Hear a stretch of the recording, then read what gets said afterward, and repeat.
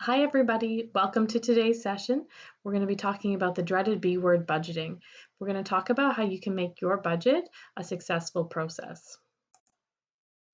So, why do we budget and what is a budget? It's important when we set up financial goals for our life to understand how we're going to reach those goals. So, a budget really functions as a roadmap for your life to make sure that you're on the right track for whatever financial goals that you have, whether it's paying down debt or saving, whatever it may be. When we look at a budget, there are two main components. We have your income and we have your expenses. So when we're including our income in our budget, it's important to remember to include your after-tax income. So this is the net amount that comes into your bank account, whether it's a weekly basis, biweekly, monthly, however often you get paid. So it's after all of your remittances have been paid to the government. And this represents the cash that is left over in order to you can use to spend on your expenses. You might have multiple sources of income, so don't forget to include all of them. You might have some government benefits. If you get commissions or bonuses, those will come on probably a different periodic basis. Make sure you include all of those, as well as any interest or investment income that you have.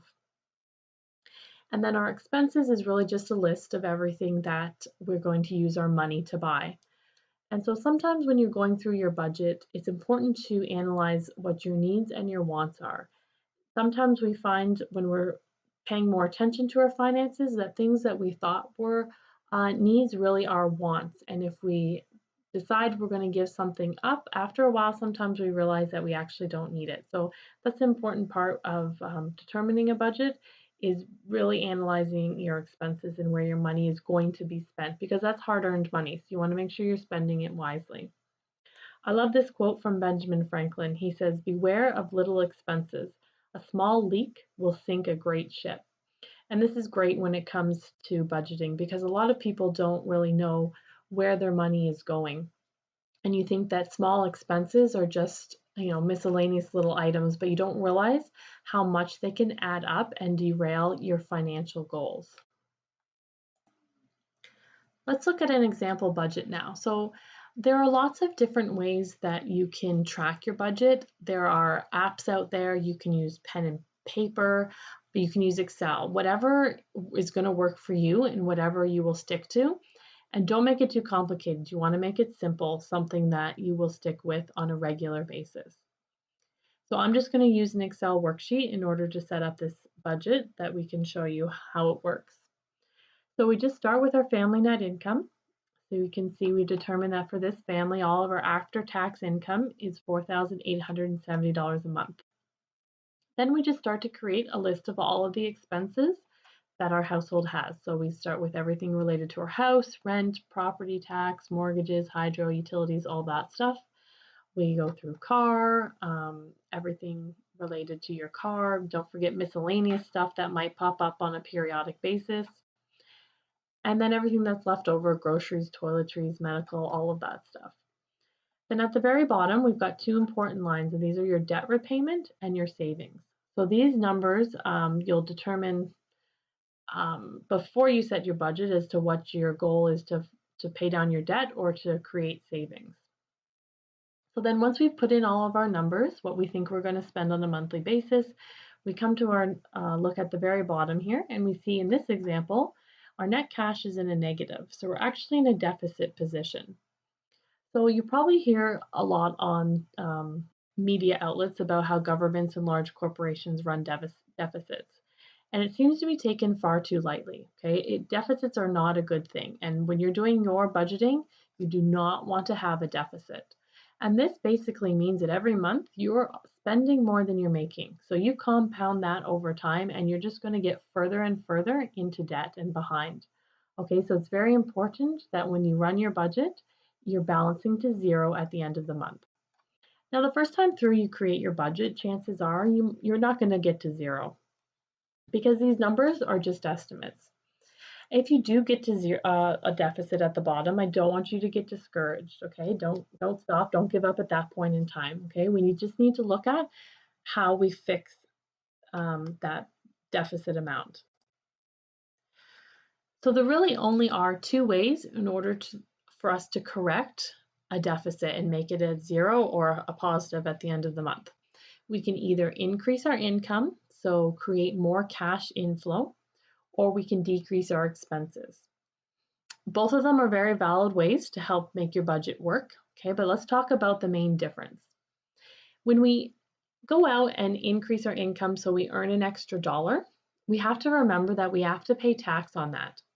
So if my tax rate bracket that I'm in is 25%, for every dollar I go out and earn, I pay tax of 25 cents, and then I have net cash in my pocket of 75 cents.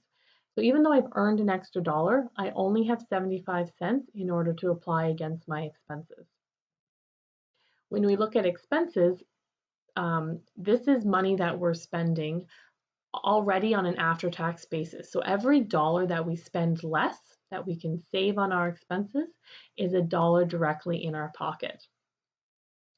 So like I say, they're both very valid ways in order to make your budget work, but the decreasing our expenses can make a bigger impact on our budget. And sometimes going out and getting another job or earning more income is not that easy. Okay, we don't have as much control over that. We do have control over our expenses. So it's a good way if your budget doesn't work to really go through, like I mentioned earlier, and analyze your expenses, figure out what is a need and what is a want, and what could you potentially do without. Okay, let's jump back to our example here. So after going through it the first time, we realized that our budget didn't balance, so we're going to go back through our expenses. So in our original budget, we had our internet and cable at $200 a month.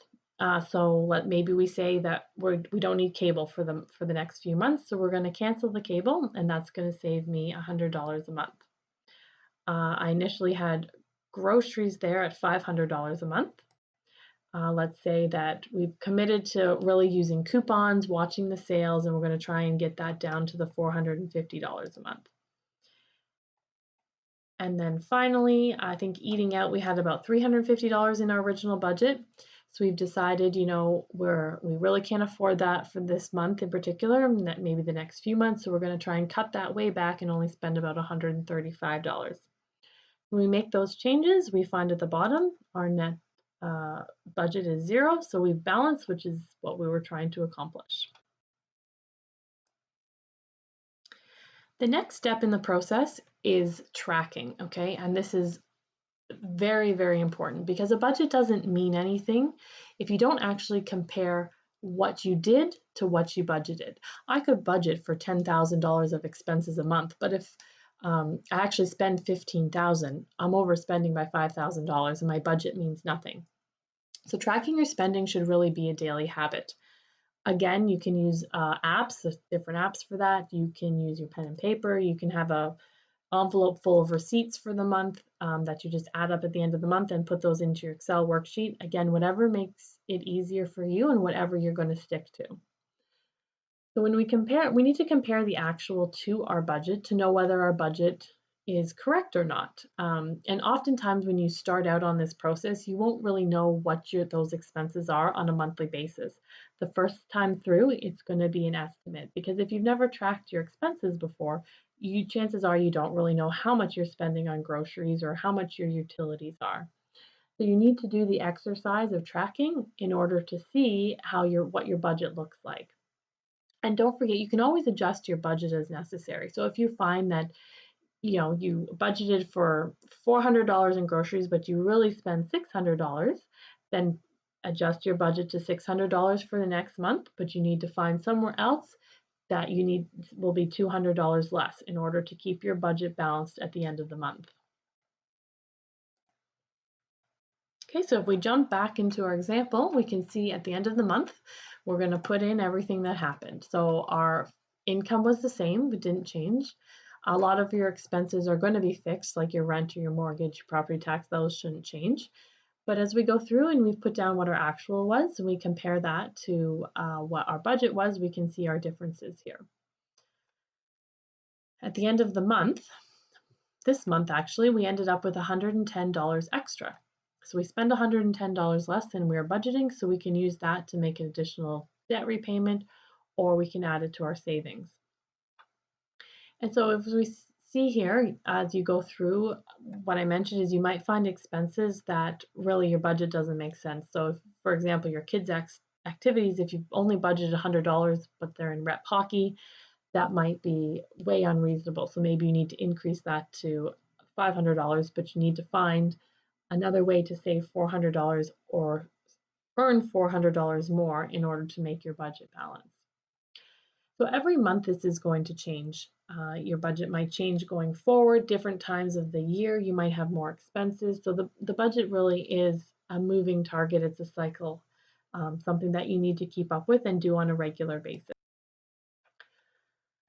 So as you can see this cycle here, if we start with our budget, then we track everything, and then we use the net amount every month to save or pay down debt, and we start all over again.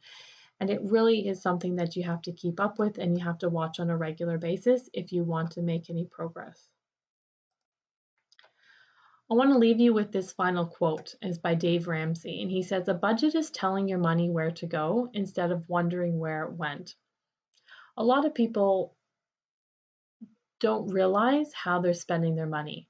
They realize that they're in maybe a tough financial situation, but they're not really sure how they got there. They look around and realize that I don't have a lot of things.